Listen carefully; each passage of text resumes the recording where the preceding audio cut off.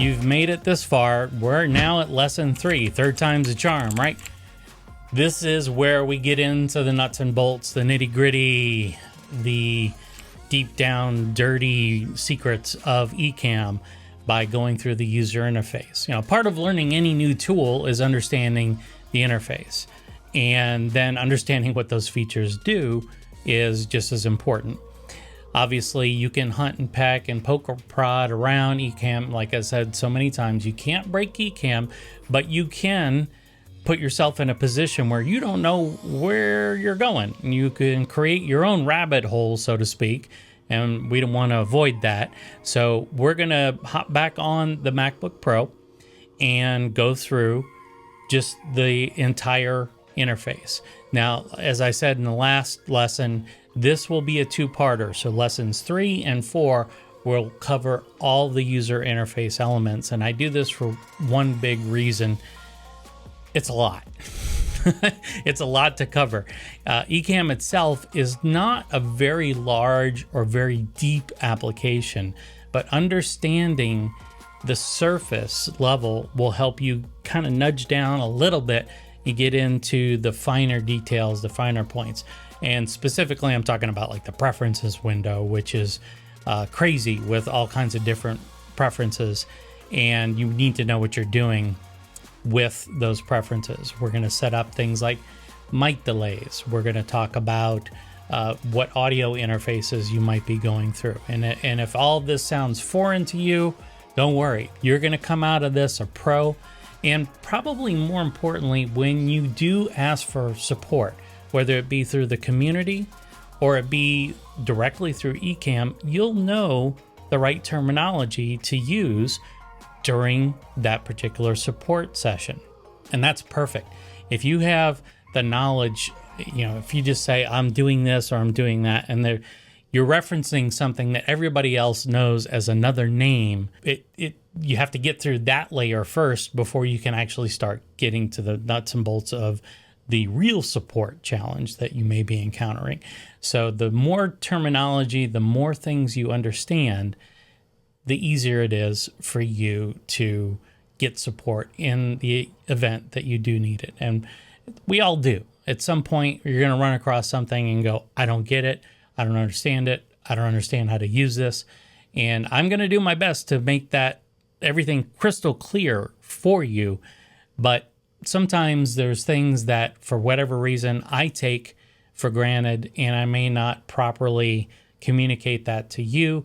Hopefully that's not the case, because as I said at the very beginning of this whole series, I've done this before. I know it works, and I know this style works. So, you know, hopefully you should be well armed and only need to dip into the support groups to chat with fellow Ecamm users and maybe tips and tricks and techniques, that kind of thing, rather than technical support. All right, let's hop on the MacBook and let's get cranking on that user interface. All right, this is the beginning of a two-part lesson where we go into all the facets of the Ecamm interface, and probably more specifically, what's the best way to utilize those features. I could sit here and take you through all the different elements of the user interface, and you'll know what's what, but how to use it in practical terms is a whole nother level. And so, as I mentioned in lesson 2, I learn by doing, and hopefully that's the category you fall into, because it's the best way to learn something, in my opinion, is to just go and do it yourself. I'll remind you of this mantra over and over again. Can't break Ecamm. You can do a lot of things to it. You can get lost. You can go down rabbit holes, but you can't break it. So if you feel the need to go through and start hunting around, pecking around, that's cool. That's totally cool. But remember, you got to come back to the lesson just so that you're better prepared as we go through it step by step.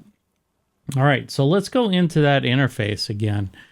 And here I am. Welcome back. And I'm in the main Ecamm screen. So you should have all of your hardware running at this point. And now the next step is to go ahead and start utilizing Ecamm's feature set. Now, when we created this default scene, this was basically the layout that you see here. A lot of these things we don't need right now, so I'm going to get rid of them. For instance, I'm going to turn off down here below is this camera switcher window. Turn that off. We don't need that. We don't need comments and reactions. Camera effects I will leave on, and sound levels I'll leave on. Overlays I'll leave on for the moment. There may be other windows, but now this allows me to extend this window out a little bit more than I would, and I'm trying to keep it so that my keyboard's items still show up here, and then camera effects as well. Okay, so I'm just kind of laying it out. You can lay it out however you want, but I don't want you to get confused, or I don't want you to freak out about all the windows that are open. Ecamm's really not that hard. So as a matter of fact, let's go ahead. You know what? We're going to turn off camera effects, and we don't need sound levels right now. So we're just going to work with these three panels to the left. You should see scenes, overlays, and sound effects. And these are called panels. They are also accessible here in the window pull down menu, as well as a host of other windows. But for the purposes of where we are right now, let's stick with these. So you've got your main window here with you on it, and your microphone's already working, although we're not recording anything right now. So you're probably looking at yourself, and if that's bugging you or freaking you out, you can always turn off the camera.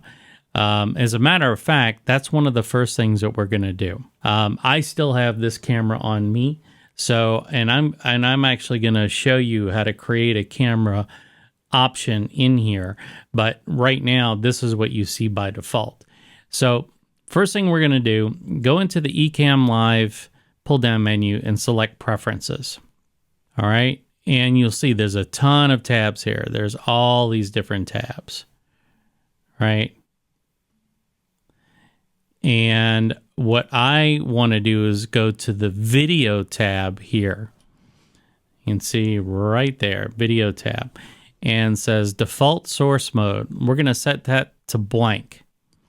Now, why am I doing that? Because when you start to create new scenes, right now you're working off of the default scene, but as you start to create new scenes, you're going to come up with blank windows instead of windows with cameras in them. And the reason for this is actually multi-part, but first things first, you're not always going to have a full-size window of your camera on the screen. As a matter of fact, you may not even have your camera at all. You may just have a bunch of graphics up. Totally up to you, but rather than having a camera take up resources on your broadcast, let's go ahead and just leave that off for now. All right. So then what you can do is we'll go ahead and close preferences for now. We'll come back to it. Don't worry. And we're in the default scene still. And my camera is still in here because that's what it was set up as. So if I go to my source and I set it to blank, I'm going to disappear. Right. It's gone. It's gone from the screen. So I'm still here. Don't worry, I didn't go anywhere, but now it's blank. So how do I create a camera again, or how do I get my camera back? Well, what we're going to do is create an overlay, which is basically elements that exist inside your scenes. Scenes, the way that Ecamm can be described is that I've heard this described before by Doc, who apparently got it from somebody else who it's been kind of massaged into different theories just to help people understand the concept. But a scene is a container. It's what it is. It's a container of all of your overlays. So that's why it appears on top. Your scene is a container, and the default scene is where we're at right now. Notice in the overlays window, or the overlays panel here, there is nothing in here at the moment. That's because, well, you can see it right here. It's blank. So your default scene is containing nothing. So we're going to give it something to hold on to. And then we'll start adding stuff like that. So overlays can exist in many different types of ways. For instance, you can put graphics in there. You can also put other elements inside here. So let's say you have an animation, or if you have like a website. For instance, if I wanted to, I could go back to Safari here. And if I wanted to host this Ecamm web page inside of Ecamm, or let's, you know what, because that's going to get confusing. Let's do this. Let's go back to the camo page. All right, and in the camo website, I just got rid of the Ecamm site altogether. If I just click on this URL and then drag it into the Ecamm main window, boom, the website is there. And now I can size this any way I want. And what's even cooler about this is that if you're giving a presentation, you can turn on, down at the bottom of this little window here that has appeared, you can turn on this little switch, and now you can navigate that web site just as if you were looking at it in Safari or Chrome or anything else. Pretty cool, huh? So if you're trying to demonstrate a website, or if you're trying to grab certain things from a website and use it in your presentation, it's simply a matter of taking the URL from your browser and dragging it in. But look at this. If we go down to our, move the mic here a little bit.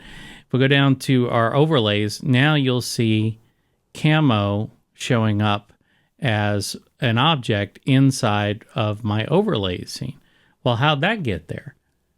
Well, easy. We just dragged it in. So this is the beauty of a Mac, right? Drag and drop everything. So we just dragged the web interface into our screen, and now I've got it here. Now, I can't manipulate this window as long as this little button is checked on. So if I turn that off, now I can move the window around again, just so you know that. All right. And I probably should unselect that text. There we go.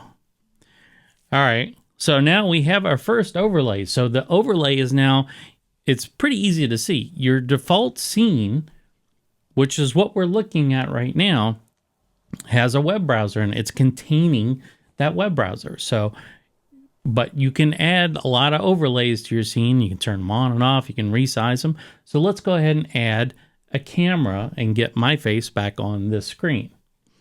So I'm going to go down to, you see this little icon that looks like a camera. I'm going to click it.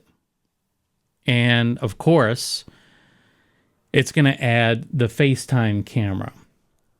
Now this drives me absolutely bazonkers. So here's another option for preferences. Because it defaults to the system camera. I'm going to delete this. So there's a trash icon right here. I'm going to delete this overlay.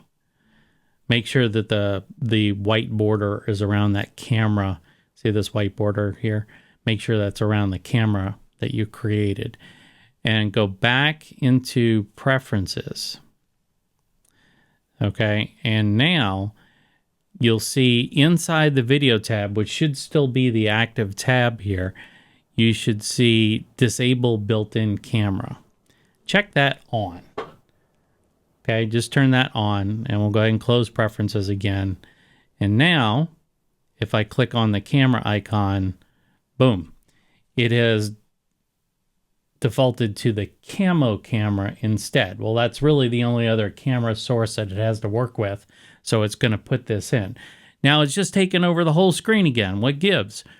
This is just the way Ecamm works. But the difference is before, when it was part of the background in your default scene, you couldn't do anything to it. You can't manipulate it. You can't change the shape. You can't do any of that stuff. So let's just say that I want to create this scene, but I want myself to be smaller and I want to have it next to the website. I'm going to actually zoom out by going to the corner of, let's go ahead and, yeah, I'm going to move the camera over a little bit. You see, I just offset it, and now I can scale it down. You can also use the pinch to zoom on that. Right, so now what I've got is two different overlays. I've got my website and I've got the camera. Now the background's kind of plain, so sometimes you can go to different websites and add in backgrounds. I believe I have our Basecamp background in here somewhere. There it is. Let me drag that back out to the desktop. I was just about to trash it, and glad I didn't. So now I want to make that the background for this scene. So I'm going to drag this in, but look what happens. It takes over the entire scene. Oh my God, where did everything go? All right, let's go back over to our overlays section. You'll see that everything is stacked here. Okay, and this is the way that Ecamm works is that they're essentially layers. You have layers of overlays, and the layer that appears at the top is the one that is at the top of all the other layers below it. So if that layer occupies the entire screen, you can't see anything else below it. So the way that you can combat this in Ecamm, you see, I can still select them if I just mouse over them. They're there. Those two windows that I created, they're there. But I'm gonna click on this image that we just put in, and I'm gonna drag it down to the bottom. And now I'm back, and my two windows are back. Great. So now what am I going to do here? So if I'm trying to lay things out a little bit more here, let's say that I want to have this particular website. If I want to make the website, you notice that it's got some margins on the side, right? Okay. So what if we wanted to size this up so that the two aren't overlapping as much? If you hold down the Option key and drag on either side of the window, what that does is it actually sizes the window to the size that you want. And now look what we've got. I've got two different windows, and same thing with my camera window. I can size that. And now I've got my camera and I've got my website up. And that's it. You have created a scene just with a few clicks and a few drags. That's all there really is to it. Now, see, I built you up thinking, oh my God, this is going to be insane. We're just scratching the surface, but this is how simple it is to assemble a scene. Now, if I were to click on the record button located right here, it would record my camera, my voice through the microphone that we set up, and I could talk. It saves it to a QuickTime movie file, and then boom, I can upload that to the internet. I can send that to a buddy.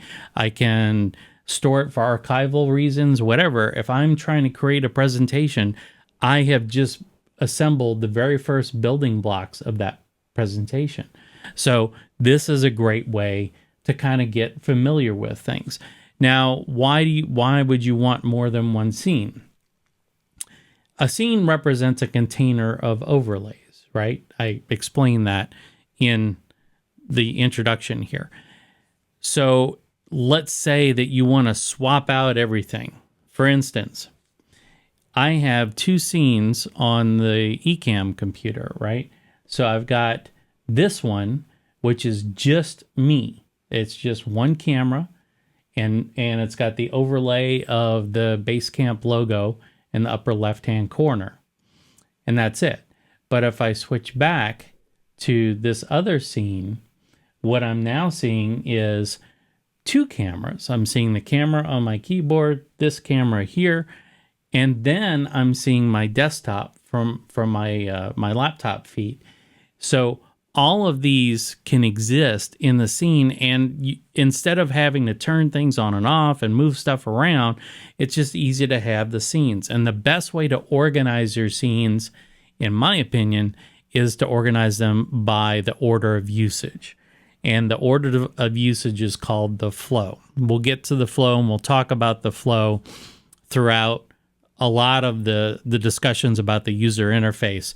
But usually I think of the start of my show or the start of my presentation as the top scene, and then I just work my way down through those scenes to the very end, and then I'm at the end of whatever it is that I'm recording. And so this is the basics. Okay, so let's just, for fun, let's just play a little bit and add some customizations to this. Let's say I want that browser window to be more viewable in the presentation. So if I went and let's say I wanted to make this larger like this. Well, my mug is now overlaying the window, and people didn't tune in to see all of me. They wanted to see my presentation on Camo or Ecamm or whatever that is. I can go in to my camera feed here, and you see there's a pencil icon, right? This is a way to edit that overlay. There's also, if I go over to the camera here, you'll see 3 icons. You'll see a lock, you'll see a gear, and you'll see an eye. Finally, off to the right there, that's kind of grayed out, that is the Apple, the command key. That I'll explain later, but that's how you create shortcuts for overlays. So for instance, if I wanted my camera to go away, I just click the eyeball and there it is, it's gone. But I want to have that up, similar to the way that I have myself on the screen while I'm talking to you guys at all times. And notice that I'm just barely overlapping my laptop's feed. How did I do that? Simple. You can go into, if you click the edit pencil here, if you don't see this, it's also really simple to just go to that gear icon and click that. It's the exact same operation. The gear icon and the pencil, why they're not the same, I don't know. But I'm sure there's a reason for that. One of them's edit, one of them is settings. You know what? I'm going to put it in a feature request. You can do this, by the way. If you go to the Facebook forum and you type in, if you go to the Ecamm beta forum, for consistency's sake, I'm going to put in a feature request. You may see it when you actually see this lesson, and maybe they're synchronized already. I don't know, but it seems like for consistency's sake, as an instructor, it's like click the gear icon here or click the gear icon here. It does the same thing. Anyway, I digress. So you can see here, I have my video source, right? And I've got my camo camera, which is correct.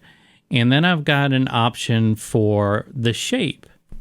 Well, right now it's set to wide, but what if I went to classic, which is 4:3? Or what if I went to square?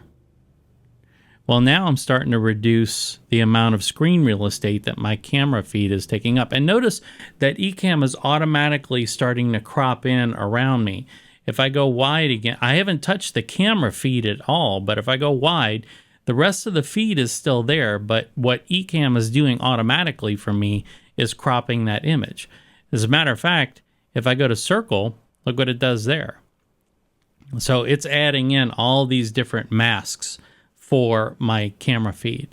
So let's say if I like that, for instance, I can now size this down so I'm occupying less screen real estate. And then you see, this is the thing, you got to make it look like you're looking at it, right? So one of the things I like to do is figure out, all right, depending upon where my eyeballs look, I like to organize my camera feed so that I look like I'm looking at the screen. So in this case, if I'm looking at the screen, my head is turned this way, but it's away from the way you're viewing it in the presentation. Does that make sense? So what I can do is I can swap these two. All right, so I can go, I can move this over here. You can also flip your camera feed, but then that'll flip everything in the scene. I don't like doing that. So now it is a little bit better. And you see now if I look at the scene, it's looking in the right spot. So it's just it's a, you know, if you don't want people to see your eyes, wear sunglasses or put a hat on. But that's always a pet peeve of mine, is doing that. And of course, if I wanted to go back to the way I had it, I can undo Command Z, and there I am. I'm back to the way I was. So I'm more concerned about looking at you. I'm not going to look at this website so much. But now that I've got this camera, the shape that I want, what about some of the other settings? So if I click on the pencil icon, again, it's the same as clicking the gear. Notice I can set a border. And the color right now is set to red. So if I change the border width to 1, actually it's at 2 right now, but if I go to 1, you see it's kind of a pencil thin border. And this provides a little bit of separation between you and the rest of the scene. I like having this, especially when you have an overlap like what we see here. So you know the extents of the camera. But I also like to have it color coordinated. And how do you do that? Well, if you click the color swatch next to the color, and sometimes, look, if you have multiple monitors, I'm just going to tell you right now, sometimes windows pop up in other monitors, and you it's a pain. And so if you click on something and it doesn't appear, check your other monitor, whether it's over to your right or over to your left, doesn't matter. It's the window's probably there, unless you hear like a Mac boom, boom sound. It's there. You just got to go hunting for it. So I wish there were, the easiest way to fix a lot of this is if you go to the window pull down menu and say arrange all windows, that'll arrange everything. But since I've got things kind of the way I want it at the moment, I'm not going to do that. So let's say I wanted to pick a color from this crayon set. I could do that. Now, this is a quick way to pick a bunch of different kind of cool colors. I've never been a fan of that. Of course, I grew up with the color circle, the color wheel, people call it. Or if I wanted to, I could go to the RGB sliders. I don't really think in CMYK, but if I needed to, I could. But this is the Apple color picker. It's present in a lot of different applications. There's nothing new here. If you've ever picked colors on a Mac, it's the exact same thing. So, but what I like to do though, is if I click on the eyedropper and then I go off and pick something on my background, right? Just it could be this color here, which is kind of a burnt orange, or something maybe a little bit lighter. I could go, so I'm down here on my desktop because I can't really see it, but let's say if I wanted to have something that was maybe a slightly brighter orange, I could do that. And now it's more color coordinated with my background. This is just a designer type thing in me. And then you can also play around with the intensity of that using the slider underneath. And notice that the Mac has already picked that color. The RGB colors have already populated for you. And if you wanted to, you could even make some opacity changes, and that would change the opacity of that border. So if, for instance, if I take that border out, look at it, you can see now that it's, as it intersects different areas, you can see the opacity of that border is definitely there. So it's totally up to you how you want to do it. You will always know in Mac OS, by the way, if you haven't seen this already or didn't know this already, when you see this kind of triangular color swatch appear anywhere in Mac OS, if you see that, that means that there is something other than 100% opacity dialed in for that color. So if I go back to this, and I'm just going to set it back to what it was, you see now the the color swatch is now solid, and I don't want as big of a border. I don't like thick borders. You can see that one well enough. Okay, so there's that. You can adjust the opacity of your overlay, your camera overlay here, right? You can do that if you wanted to. You can adjust your rotation, right? I'm not a big fan of this, but you can play around with that. The cool thing about a lot of these options is that they're present in many of the overlays. As long as the overlay supports it, you should see it here. Another one is perspective. Now, this is a relatively new feature, but if I adjust the perspective, you see now I can make it look like I'm through the looking glass into my desktop. And this could also combat making it look like I'm looking somewhere else other than this window. The only thing about these perspective sliders that you have to be aware of is that they're the center point of your object, or your overlay is the center point of the rotation for the perspective. Meaning, if I wanted to rotate, if I had this box, for instance, and if of the website here, and I wanted to have it kind of perspective, like my vanishing point in the center of my screen, you couldn't have two windows, for instance, both kind of one's angled at the bottom and one's angled at the top, and then where they're kind of close to each other near the center of the screen, they would be parallel or mostly parallel to each other. That's not in the software yet, so you can do that other ways, but there's no way to do that with this particular slider. Blend mode, if you've used any kind of design tools before, blend mode allows you to pick different ways to overlay this image. So obviously there's things like darken, and this will just darken my overlay, which is not very useful for me. I could multiply it. I could do a screen, which will be super bright. I don't need to do that. And then I could do like a color dodge.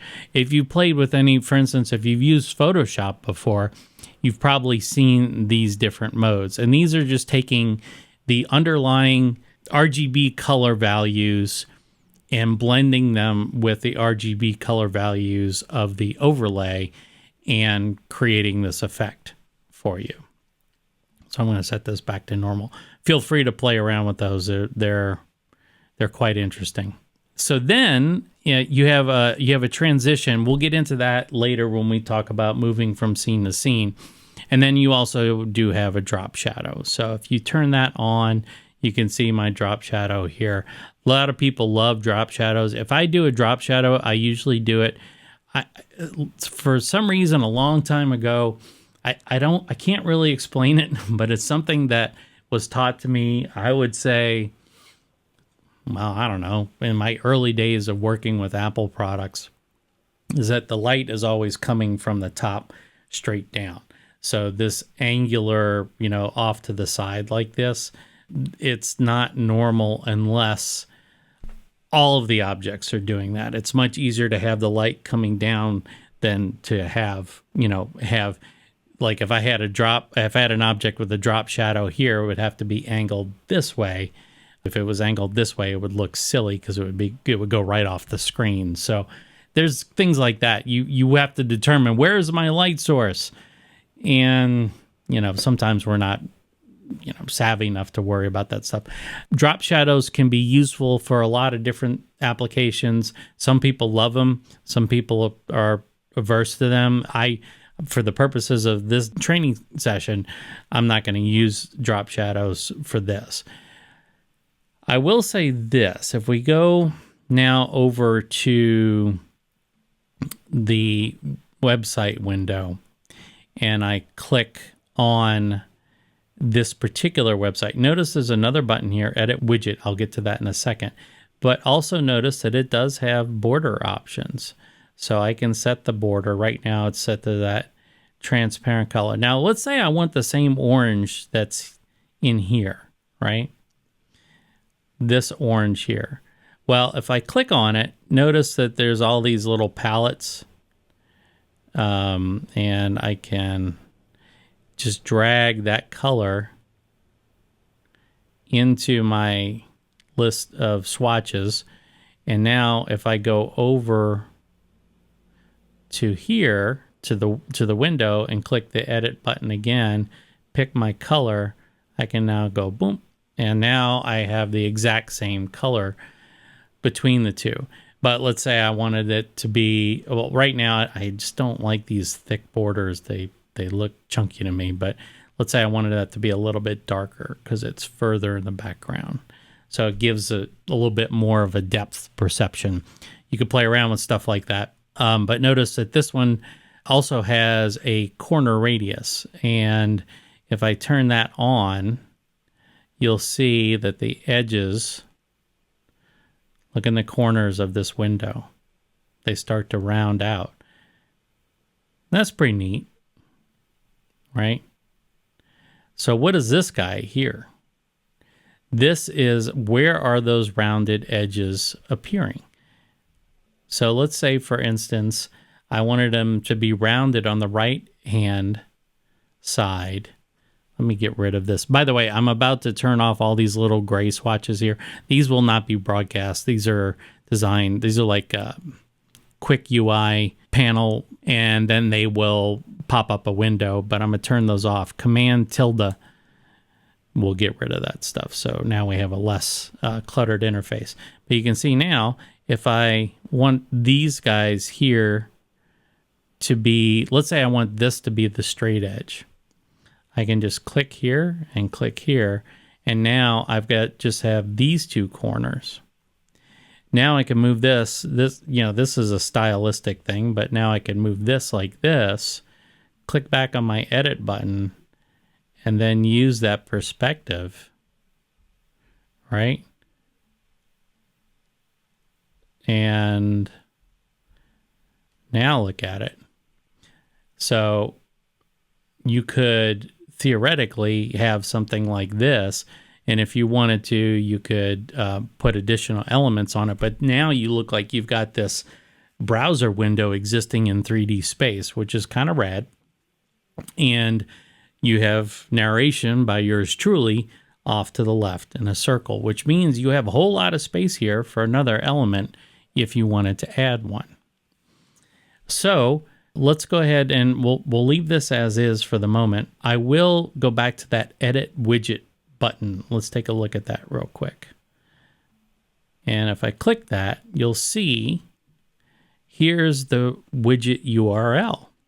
So right now the display name, it just took all of this stuff and it created an automatic widget for you. So I'm going to call this Ecamm, and I'm going to change this to ecamm.com. I'm going to leave the height and width, all that stuff, leave it alone, and click save. And look at that.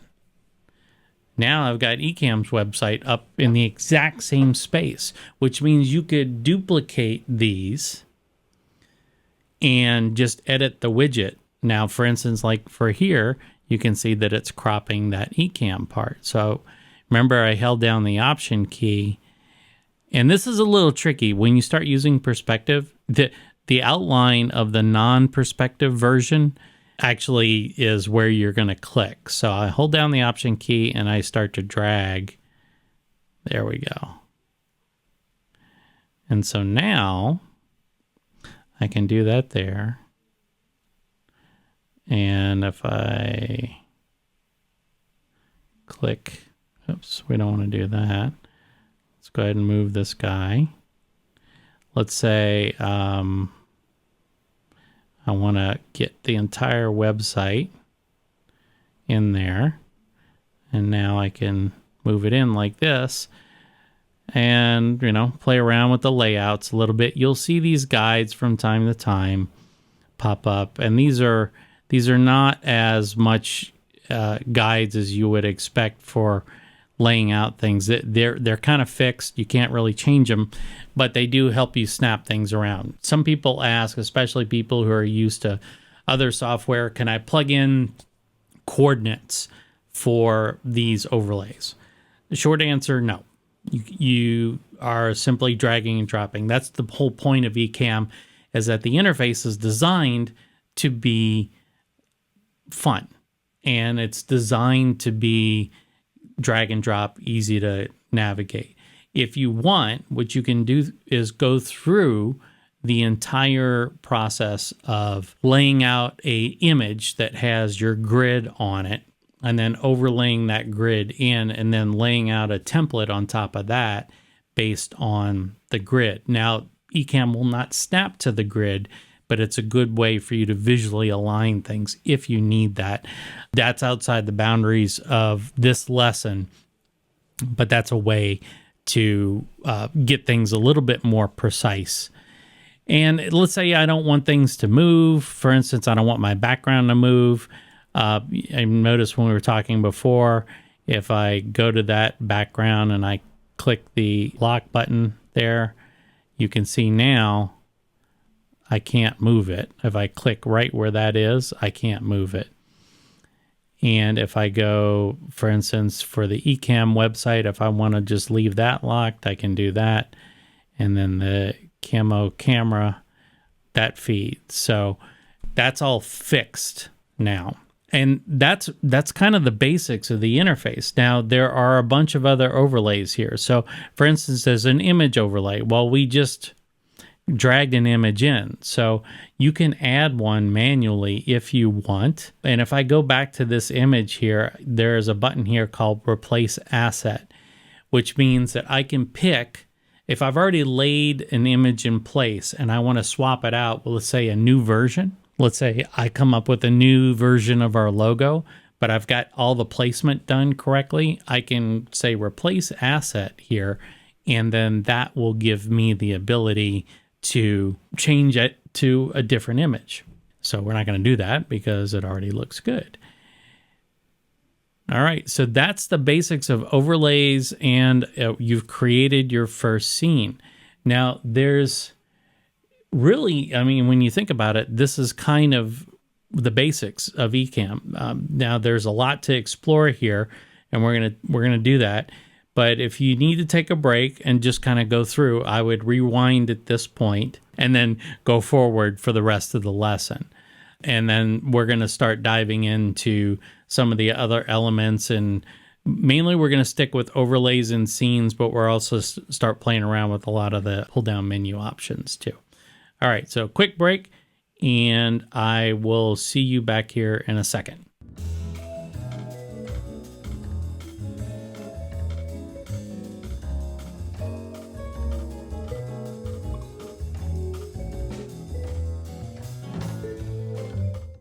Okay, did you take a break? Good. And if you didn't, I'm not going to judge you. Just don't blame me if you're tired after an hour and a half of user interface work. And this is just one of two. All right, let's get going to the rest of this. All right. So overlays. I took my little break to actually write my feature request that I had mentioned earlier in this lesson, and fingers crossed that some behavior is consistent. And if it's not, wouldn't be the first time that people don't listen to me. I have kids after all. All right, so let's look at the rest of the overlays menu, overlays window, and just take a look at see what we got here. We've got the animated overlay. Now, what's this? So this is looking for an animated file of some type. And when I say of some type, it's generally speaking anything that is like a QuickTime movie or a WebM file. This is where you're going to pick your animated overlays. So these are animations that will show up on the screen whenever you want them to. So for instance, I like to pop up during my YouTube videos, I like to pop up a window that just has the YouTube logo kind of floating in space, with the play button, and then there's like and subscribe underneath there. That's an animated overlay. And we'll do those as we progress throughout this particular series, but this is where you would select that. Also, same thing works here. You can drag and drop. So the only hitch with this is that if you try and add an animated overlay, currently, if you try and add an animated overlay with sound, Ecamm's not a big fan of that. And so it will attempt to play that animated overlay full screen, and that's not often what you want. So what I recommend, there's two things that can happen. You can pull in an animated overlay, have its audio separate, and when you trigger that overlay, you can also trigger its audio, but it's kind of a clunky way. Another way is to create a WebM file, and again, this is a little bit more of a intermediate to advanced portion of the class.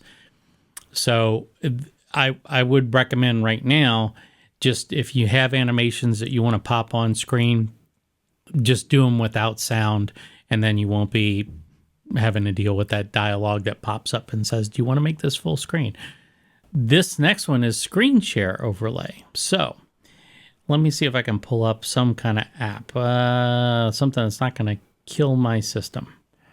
Well, let's see here. Oh yeah, okay, activity monitor. So here's activity monitor. It's currently running. I do this all the time. I never used to care about this, but then Ecamm and all its things that are going on can really tax your processor. Right now I'm running pretty well. I'm only I only have about 20% utilization, which is great. Memory is also pretty good, but you can see I'm bumping up against my hard limit, my physical limit of 32 pretty quickly. It hasn't gone to swap yet. Once it goes to swap, that's when bad things start to happen. So, and that's when the fan kicks on full time. So let's say I want to share this activity monitor's window inside of Ecamm because I want to demonstrate this to people who are, say, learning Ecamm. What I can do, I'll just I'll put this in the background here, put Ecamm to the front, and now I'll click on screen share. Now when I add that, you can see it automatically pops in a window here. By clicking on the edit icon, I can show my entire screen, which is sharing my entire screen, the current application, which in this case is Ecamm, but if I switch to another application, that would be what is shared, or I can go by app, right? So I'm going to go with Activity Monitor, and you can see that now Activity Monitor is inside my Ecamm window. Now it's also got some other, it's got some margins here. We'll deal with that in a second. But you can also see that it adopted the same characteristics as the other window that I created with the website, right? And I don't necessarily want to do that. So Activity Monitor, shape is a screen aspect ratio. I could also just set this to classic, and you can see what happens there. The mask changes a little bit. I can also, which use known as, I can zoom the app to the window or not. I'm going to zoom the app to the window, and I'll adjust the size here. Come back to edit. I can change my color. So what's nice is that Ecamm does remember a lot of the settings over to overlay to overlay. The not so nice thing is that generally speaking, when you're adding in new overlays, you're not necessarily going to be wanting to use the same settings over and over again. So I don't want a border here. So I'm going to turn that off. And also you can see the background. I don't like that either. So I'm going to select this option. Well, and also it's got a corner radius on it. And I don't need corner radius because this is a square window. Well, it's not totally square. Let's do this. Let's try and match that. Maybe I'll turn my border back on just so I can see it. Okay, so I'll turn my corner radius on, hopefully just to kind of match, there we go, what the window is. And then I'll select none, and then you can use what I was talking about before when you were sizing things around. You can use your Option key and you can close in the margins of your window like that. And now, well, almost now, I can see a little bit of a border here. And now what I've got is my activity monitor inside Ecamm, and of course I can zoom in and out. That aspect ratio that I've set up will remain what it is currently. And as I navigate activity monitor, you can see that it's updating in Ecamm as well. So Ecamm doesn't particularly like when you move things around. So if things are not, it won't necessarily maintain the position. Now, if I start moving things around and it goes out of frame like that, that's when you'll start to see the background. So you want to try and keep it on your desktop. Okay. Let me go back here and just make a quick change because I made that change while it was hanging out off the side. There we go. So now I can see CPU utilization has gone up. And let's see what else is going on here. No, not much, but CPU definitely seems to be. So this is where things get a little bit, not confusing, but this is where you have to kind of shift gears a little bit. And this is where having multiple monitors really helps, because now I'm trying to manipulate a window share inside my Ecamm interface. You can't do that. That's just showing what's going on inside that application. So here you can see now I'm inside the activity monitor window, and it is, there's my cursor. I click on CPU. Everything's changing, right? So this is what people will see in their broadcast, and what you're seeing here is what you're able to control. So that is your screen sharing. Screen sharing works great if you're hosting content from, say, something like Keynote. Maybe you have a presentation that you want to have displayed next to your camera feed. You can do that just by setting up Keynote as a application that you want to share. And of course, like anything else, you can just, if you don't want to show that right now, you can turn it off. And it's still there. I can turn it back on at any time. But it's basically, it's just waiting for me to contact it again. If you do, now here's one of the things, this should go without saying, but if I close this, that window also goes blank. Or I believe, let's see, let's go ahead and close activity monitor. They may have changed the behavior. Let's see here. So screen share, if I turn it on, yeah, it just goes to where, basically where the activity monitor was. Let me launch that guy again, because I like to see what's going on my computer. And look at that. It remembers my window location, and because the screen share was set up correctly, boom, it's right back in the right spot. Next one is text. Of course, you're going to want to put text overlays all over the place here. So if I click on text, I'll get my text window that pops up. And it says add text overlay. So in this case, I will just type in my name, right? And I will leave everything set up as is. It's a large font, but that's okay. I'll show you how you can resize that. The little icon, emoji icon that's next to the cancel button, you can click that and it'll pull up your emojis window. See, I was born in New Orleans, so I can, let's see, favorite my fleur-de-lis. I can add that. And now it's there, and I click add at this point, and here is my text. And I can move this right underneath me. And you're like, well, what about the background? I don't want that background. No, you don't have to have that background. You click the edit icon, go to background here and say none. Boom, gone. Now, this is a case where, especially if you got things going on behind you, you could use a drop shadow, and just keep in mind that the blur and the distance are going to be real issues here the smaller that text gets. So you want to keep that blur minimal, and the distance only needs to be just enough to where you're popping that text right where you want it. So when you're adjusting the text shadows, you want to make sure that they're pretty tight to the text. That's just a way, if I zoom in here, you can see if I make adjustments to it, if I have too much blur, it doesn't make the text pop. It kind of looks muddy. And if the distance is too far, it looks crappy. So you just want to have enough. And no, outlines don't work, but this isn't Instagram or TikTok. We're not doing outlines here. That looks silly. So that's my opinion, and I'm sticking with it. Okay, so that's how you do text. Now you can add as much text as you want. You can add whole paragraphs of text.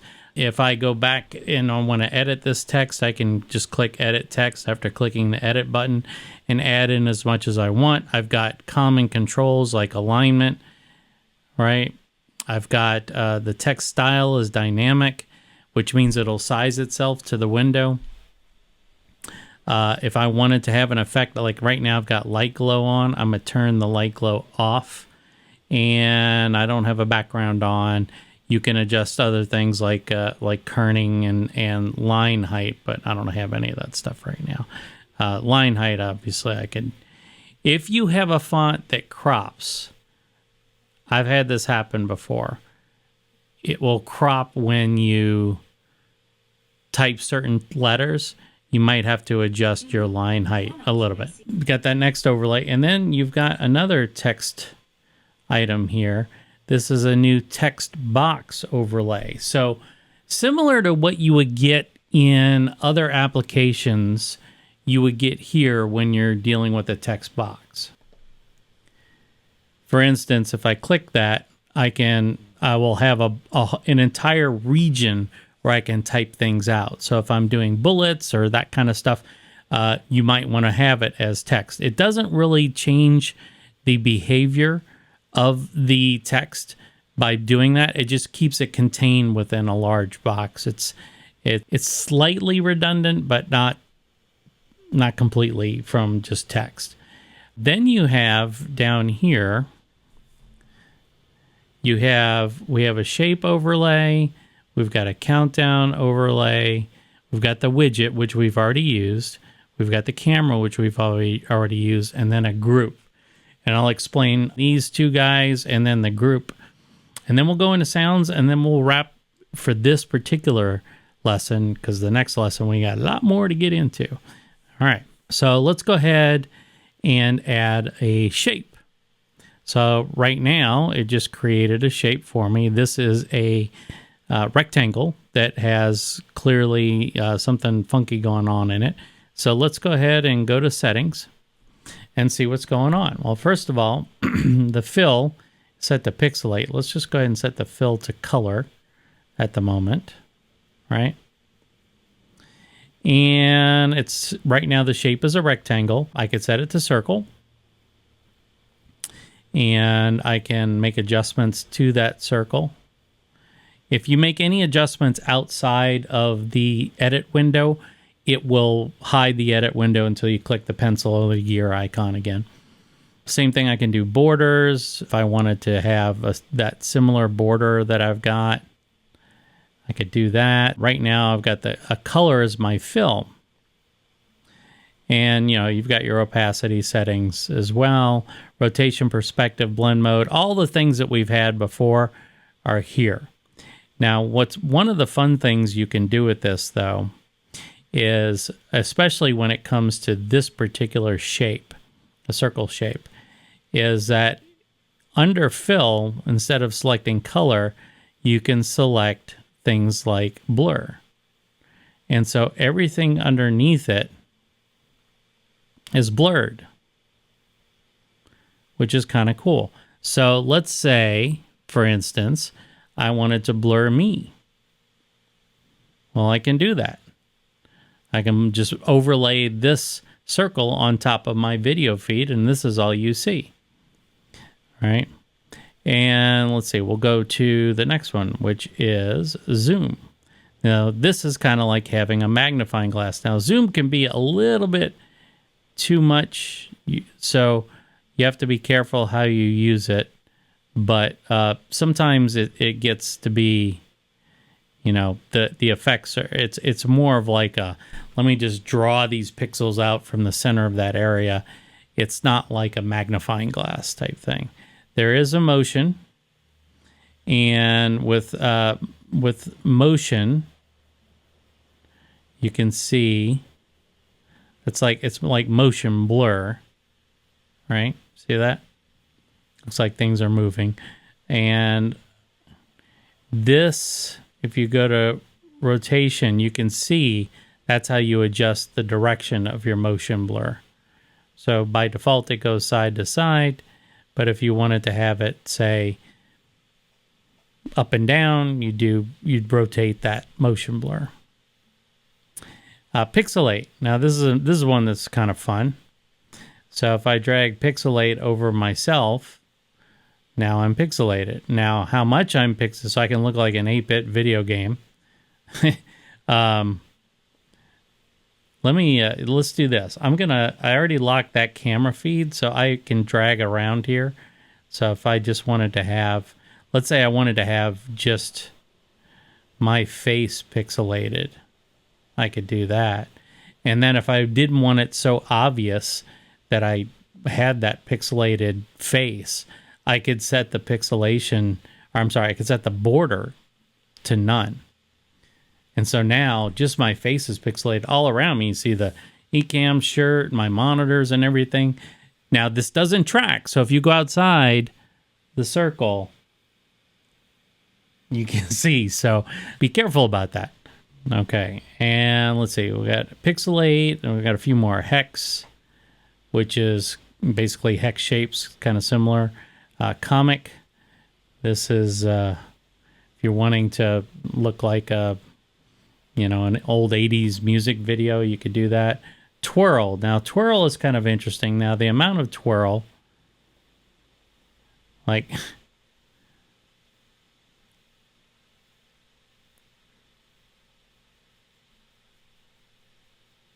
I'm making a face right now, so, but it doesn't do that much. But you could twirl it so that in either direction and see what happens.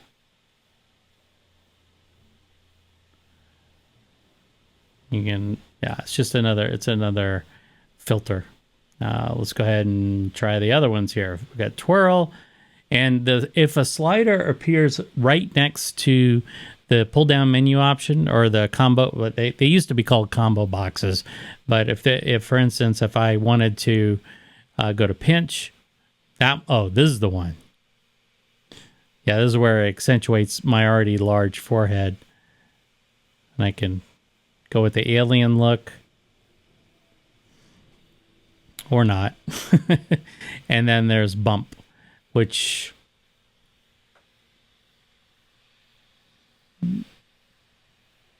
yeah. See anything up there? I don't. Okay, so... it's kind of like having fun with the camo filters that we were playing around with earlier. Now that circle's still there. I can turn it on and off when I need it. It's got perspective settings, the blend mode, same thing. So I could do, for instance, I could do a darken here, and then set the fill to color, and then change this. So like it's like a blue darken, right?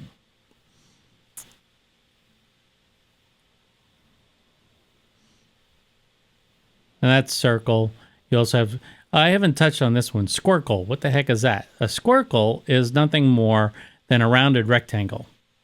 So you have a corner radius on here, and it can get almost in the shape. This is kind of like one of those lenses that you used to see, a little lens that you would put on top of a camera lens or a camera glass.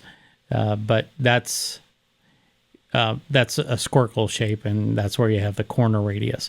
These menu items will appear and disappear depending upon what you've got. So there's square, but if I go to circle, you see it's gone. Blend mode, and these are all these blend modes still work the same. So if I go to lighten, for instance, and now I've got a guys, remember the original Willy Wonka and the Chocolate Factory? You remember that one? Remember that gal who ate too much of the bubble gum and her whole face turned blue? You know, classic 70s effects, but kind of got something like that going on here. I swear I didn't eat bubble gum, but I did have a peanut butter sandwich, so that makes me an expert. And so that is shapes. So you have inside the shapes menu, you have 4 to select. You've got rectangle, square, circle, and squircle. Right. And then you're saying, well, wait a minute. What you said rectangle, and that has a corner radius too. That's true. It does. Very similar to a squircle. But the squircle automatically has rounded edges. You notice the difference? There's no corner radius set up for, there's no corner radius options. The whole thing, all 4 corners will be automatically rounded. So they're not set by the corner radius. Whereas with the rectangle, I can opt for which ones I want rounded or not.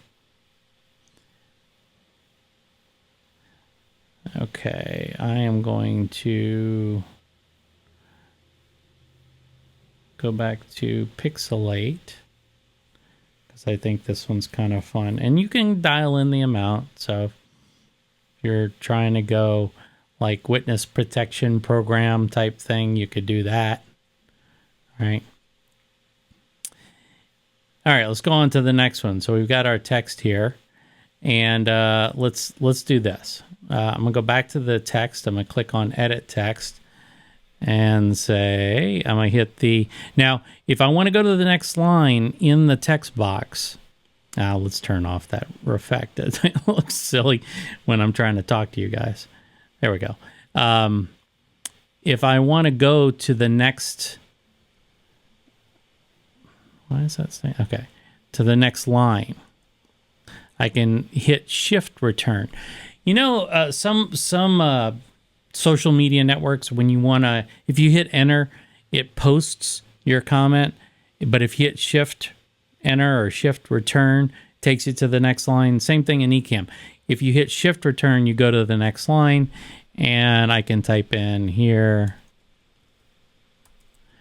begins in, all right. And I don't know why I put that gap, but we're going to, I don't know, let's go back to what we were using, which is, well, it wasn't Garamond Pro, but recently used, I believe this was Trajan Pro Bolt. There we go. So something to note here. Notice how, well, you know, I have my text set up in the main window. You can see here, and now if I shrink that down, that means that show begins in is going to be really small because it's going to match the ratio that this overlay looks like. Let me show you. And that's not very useful. I mean, it's not terrible, but it's not, you know, if you're looking at this full screen, it may not be that big of a deal. You know, up close, it's easy to read. But let's say I want this ratio to be a little bit better or a little bit more balanced. I could click on Edit Text here, go back to just this bottom text, and then set my settings. So this one was, I believe, 72. So let's make this one 48. Or you know what? Let's go 64. There we go. So it'll be smaller no matter what. There we go. And so now I've got my text here. And let's say I want to call this The Jeremy Hubble Show. All right, so I'm going to add some more text. Click on the text button and call it The. Right now, there should be all fonts. There should be like a script font somewhere that we can use. And let's see if we can find it. I forgot the name of it.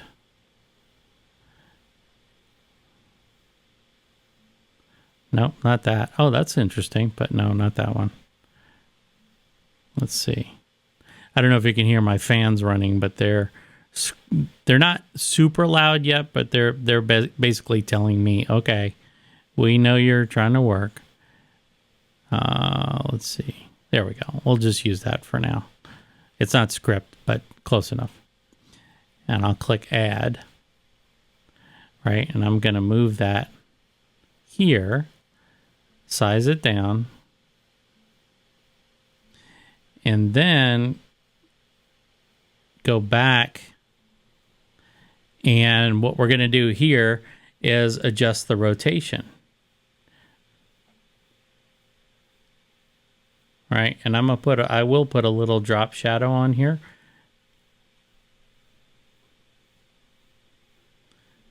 And there we go.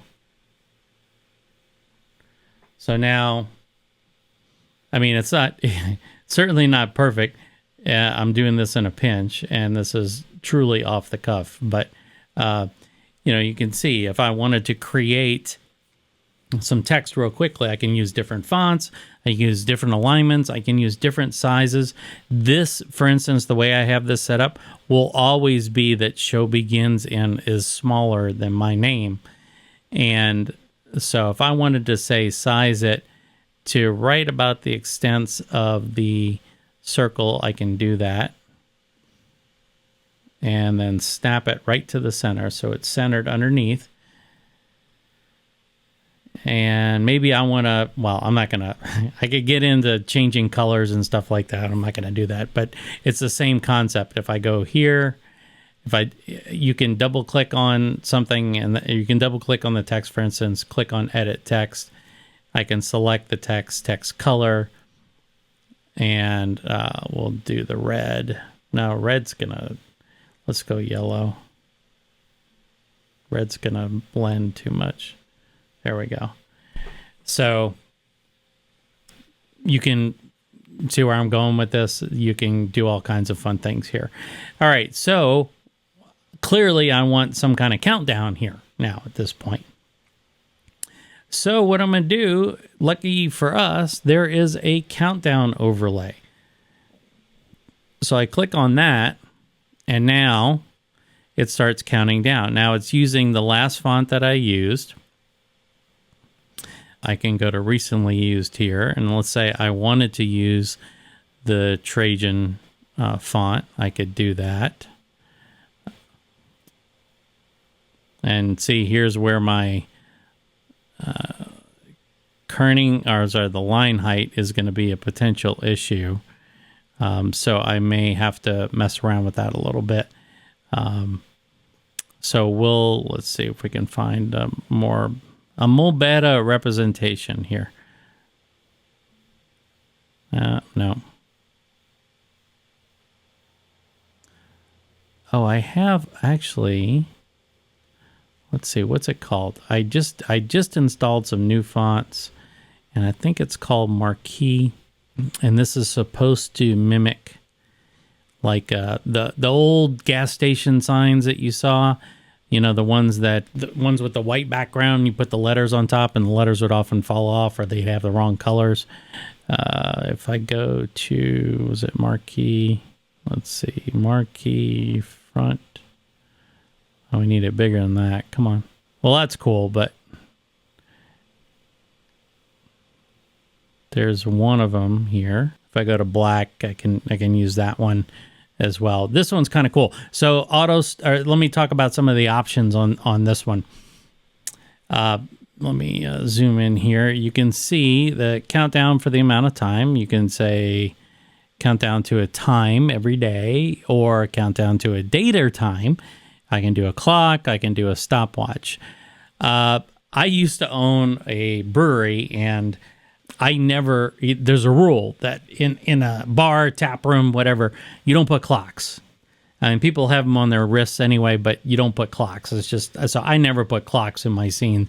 I feel like if I have a internal clock, for instance, most of us have you can use your iPad for this, but you can see right here, I've got my clock running, right? And so this is slightly off screen. So you see, but this is what I'm using when I need to know the time. I don't need my audience to know the time. And quite frankly, with the way the internet works today, does time really matter? Except with the exception of a countdown.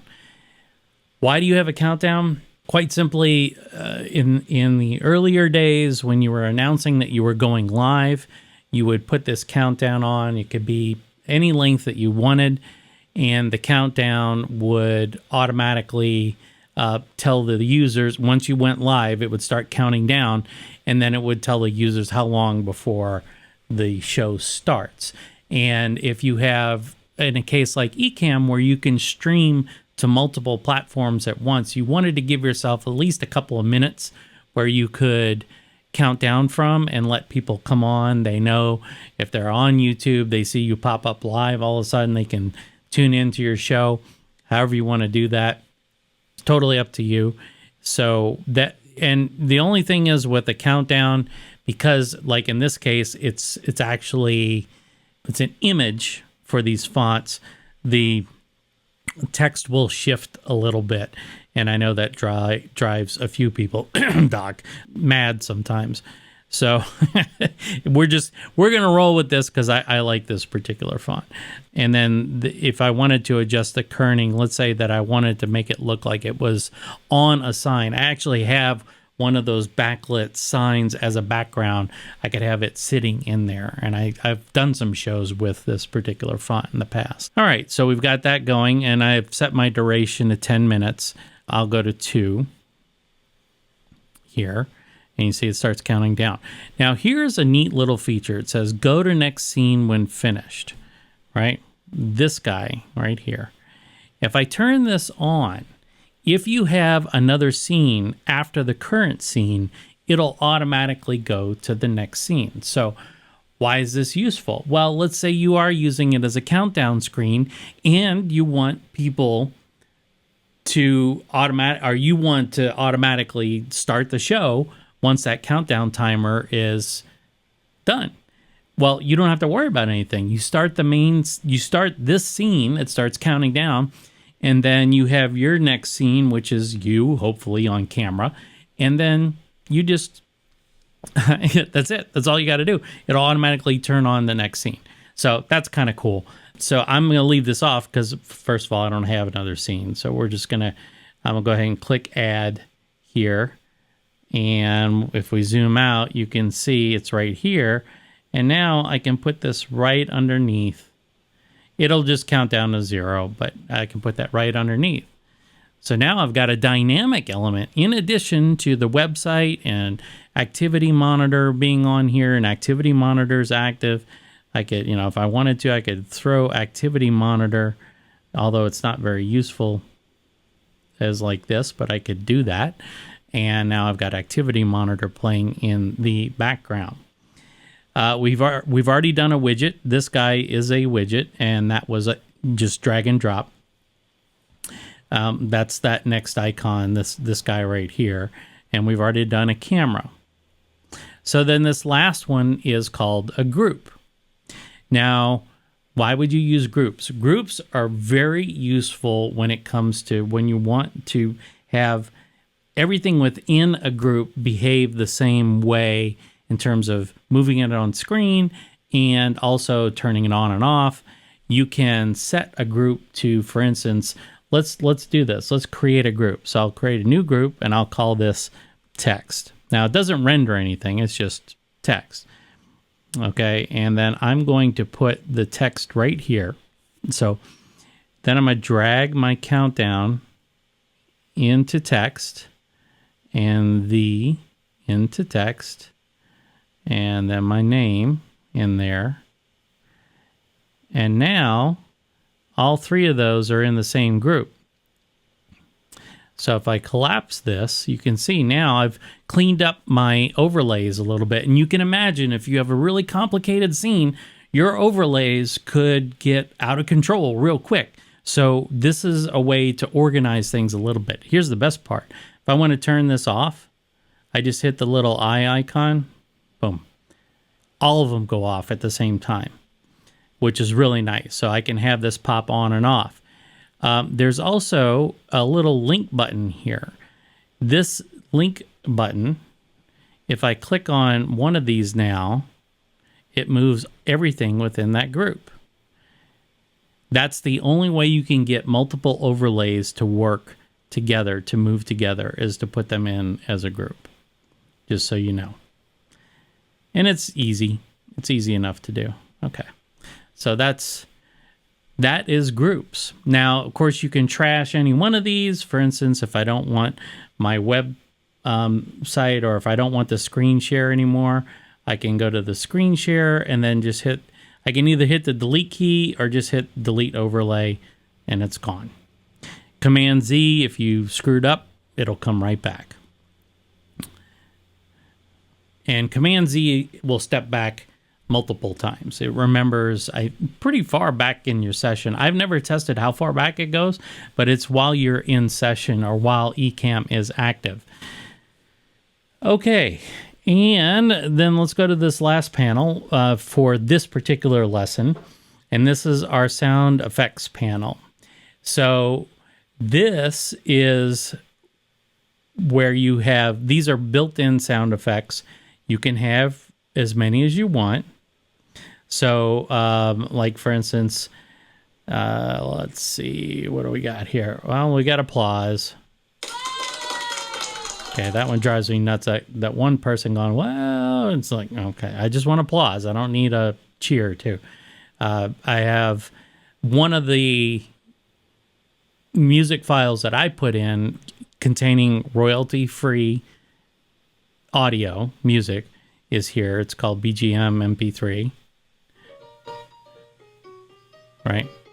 Actually, that is copyrighted. But so I can turn that on and off as needed. Now, what's cool about the sound effects is that you can trigger them at any time. So, for instance, if I click on this applause, you can see here I've got my volume slider. It doesn't say volume, but that's your volume slider. And then it's also got, this stands for loop. So it'll loop the file over and over and over again. Let's see if I've got one that won't be so annoying on the loop. Let's see. Okay, that's my Cajun in my pocket. Seriously, I've got a Cajun in my pocket. I did record that a long time ago. So let's say I wanted to, I'm not going to put this on loop, but let's say I didn't need it as loud. And now what I can do is say add hotkey. So if I hit add hotkey, it says, well, okay, type a hotkey. So I'm going to do, I think I'm going to try just 7. Okay. So now you can see that the hotkey is assigned. It's the number 7. And if I hit 7 on my keyboard, it plays. That's pretty cool. So you can trigger sound effects whenever you want. There's another option here, and we won't be able to use it until we have more scenes, but you can click add to scene. Now this is useful if you're switching scenes and you want to have music play as background music, for instance. You can say add to scene, and then that sound file will start playing as soon as that scene comes on. It's pretty cool. So that's your sound effects. Now, what can you put in there? You can put in WAV files. You can put in MP3 files. I haven't really tried any other formats. I'm sure other file formats that are audio will probably work. If they're supported by the Mac, they're more than likely supported by Ecamm. But I would play around just in case, make sure that you have that. Also, when you're going out publicly, make sure that the music or the sound effects or anything that you're using is licensed or royalty free, or at the very minimum, it's something that you subscribe to a service for and they cover the royalties through your subscription. There's a lot of services that do this. I don't have any one in particular that I recommend. I use one called Epidemic Sound, and they have a really large catalog of sound effects. They have a large catalog of music based on themes, based on beats per minute, all that stuff. You can have just instrumental, or you can have vocals in there as well. It's really cool for that. I can do it right now. I can just go right here. And let's see. Well, I can't do that right here. I can't enter in my web browser. So let's go down here and I'll pull it up. Epidemic Sound. And I'll show you a little bit about this real quick. Yeah, okay. Everybody's using cookies these days. All right, so now I've got Epidemic Sound up here. And let's see. Yeah, I can discover, and this allows me to search for genres and different music based on moods, those kinds of things. I can go to the music selection here and choose different formats here. So if I've got a mood, if I'm running, relaxing, that kind of stuff. I could, for instance, if I click on relaxing, I can then see the music selections here, and then I just click play and I get a full preview. Right? That sounds familiar. But then once I have that, I can just click the download button, and that'll download it to my Mac's downloads folder. And then you just drag and drop it right into your sound effects. And then boom, it's part of Ecamm. Pretty easy, pretty simple. So we've learned a lot in this particular lesson. So we're halfway through the user interface. Not only have you dealt with some of the panels, but you've also learned how to use those panels, which is super cool. I mean, you've basically, if you've been following along and creating things yourself as I've been making them, then you're on the way. You're totally on the way. You can step back now through this particular lesson and play back anything. I tend not to do things by going, all right, let's look at this, then let's look at this, and let's look at this. I go by usability, usefulness. That's my style, and that's the way that the next section will be too. So we're going to get a little bit more advanced with the user interface. We're going to look at some other options, and then we're going to move on from that. So it's my hope that after the next lesson, which will be lesson 4, you will have had plenty of opportunity to get enough user interface experience to start doing the things that we want to do, so that we can create our first live stream scene and our intro stream and our outro. Okay. All right. Thanks for sticking with me. I know it's been a long one, but it's getting fun, guys. This is where the rubber really hits the road. This is where it all starts to come together. So I'm looking forward to the next one with you. I will see you then. All right. Take care.